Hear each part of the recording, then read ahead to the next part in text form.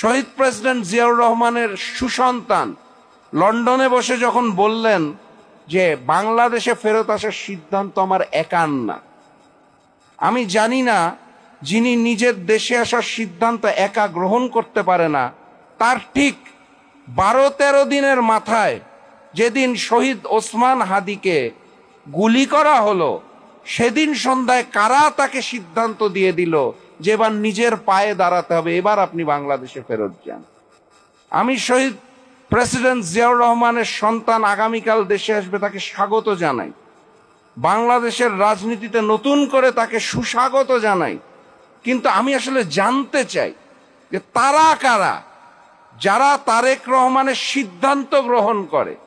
কেন আনন্দবাজার পত্রিকার মধ্যে হেডলাইন করা হয় যে খালেদা পুত্র সম্বল নাকি এই মুহূর্তে হিন্দুস্তান?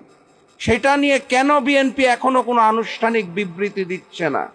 কোথায় কোন নতুন চুক্তি করে তারেক রহমান দেশে আসছেন? কোন জঙ্গিবাদকে নতুন করে প্রচারণার মাধ্যমে আগামী নির্বাচনকে বিতর্কিত করার চেষ্টা করা হচ্ছে? এই উত্তরগুলা জনগণের জানার অধিকার আছে। আমি কিছু প্রশ্ন আপনাদের সামনে রেখে গিয়েছি, কিছু নাম আপনাদের বলে গিয়েছি।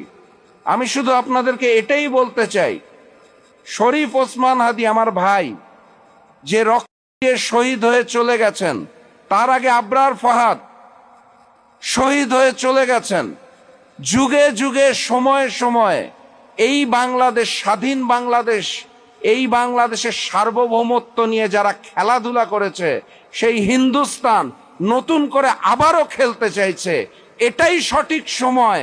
আমরা যদি একত্রিত হয়ে এই ষড়যন্ত্রকে রুখে দিতে না পারি, তাহলে নতুন বাংলাদেশে আবারও ওই দিল্লির তিলকওয়ালি মুখ্যমন্ত্রী ফ্যাসিস্ট শেখ হাসিনা যেভাবে মাথা নত করতেন, সেজদা দিতেন দিল্লিমুখী হয়ে, আমাদেরও সার্বভৌমত্ব আবার সেই জায়গায় যেতে যাচ্ছে।